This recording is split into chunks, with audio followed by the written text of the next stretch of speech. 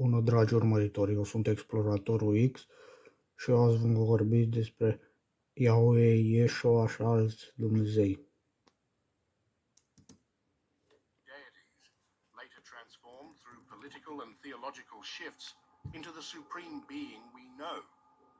The true identity of Yahweh, the God of the Bible, is far more complex than most realize.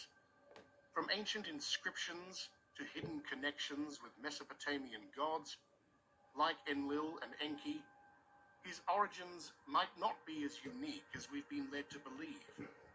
Could Yahweh be an evolution of older gods? Or is there something even more mysterious behind his rise to supremacy? Stick around until the end to uncover how Yahweh's transformation reshaped entire civilizations and why Sau zei Anunnaki.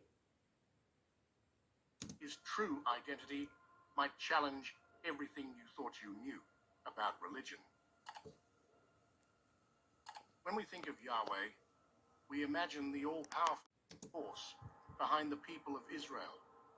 But what if I told you that this God might have had a much more humble past? Archaeological research and ancient texts reveal that Yahweh was not always the supreme figure we recognize today. One of the earliest historical records of Yahweh can be found in the famous Misha Stele, a stone inscription dating back to around 840 BCE.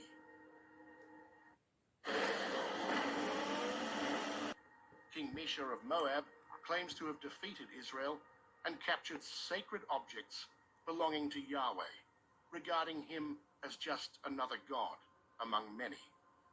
This discovery suggests that at the time, Yahweh was not the universal and singular deity, but rather a local god, worshipped by a specific group of people. Another intriguing discovery comes from Egypt, where an inscription found in the ancient temple of Soleb mentions the Shasu of Yahweh, a nomadic Semitic group that worshipped this god while roaming the deserts of Canaan. The Egyptians described the Shasu as wandering desert tribes, leading some scholars to theorize that Yahweh was originally a desert god, worshipped by nomadic tribes before being adopted by the Israelites. Could it be that Yahweh was, in his earliest days, simply the god of a nomadic and warrior people? Scholars have also found evidence suggesting that Yahweh may have been part of the Canaanite pantheon, a vast collection of gods that included Baal, the storm god, and El, the supreme deity. In this context, Yahweh may have started as a minor nature god, associated with storms and volcanoes, elements crucial for desert tribes. In fact, many biblical descriptions of Yahweh depict his presence with fire, smoke, and trembling mountains, all of which are typical signs of a deity linked to extreme natural forces. However, the story takes an even more fascinating turn when we look towards Mesopotamia, where we find striking similarities between Yahweh and the ancient Sumerian and Akkadian gods. Gods such as Enlil, lord of wind and storms, and Enki, god of wisdom and water, share many attributes with Yahweh. These similarities have led some researchers to ask, was Yahweh an adaptation of these ancient Mesopotamian gods brought to Canaan through migration or cultural influence? What seems clear is that Yahweh's figure did not emerge out of nowhere. His identity, name, and attributes appear to be intertwined with older cultures and beliefs from the Near East. Over time, his worship evolved and strengthened, transforming him from the god of a wandering tribe into the foundation of a monotheistic religion that would change the course of history. So the big question remains, was Yahweh always the one true God, or is his story the result of centuries of cultural, political, and religious influences? The answer could reshape our understanding of the roots of monotheism and the evolution of human spirituality. The transformation of Yahweh from a regional deity into the one and only God of Israel was not an instantaneous event, but rather the result of centuries of social, cultural, and political changes.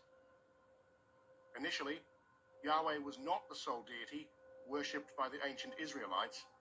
Instead, he shared prominence with other gods from the Canaanite pantheon, such as Baal, the storm god, and Asherah, the goddess of fertility.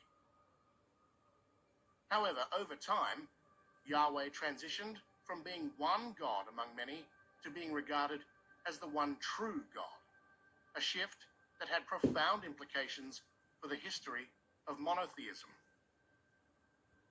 The early Israelites practiced a belief system known as henotheism, which acknowledged the existence of multiple gods while giving special devotion to Yahweh. In fact, ancient Hebrew inscriptions discovered at archaeological sites like Kuntilat Ajrud mention Yahweh and his Asherah, suggesting that Yahweh had a consort in the early stages of his worship. This contradicts the idea of pure monotheism from the beginning and reveals that the evolution of Yahweh was far more complex than previously thought.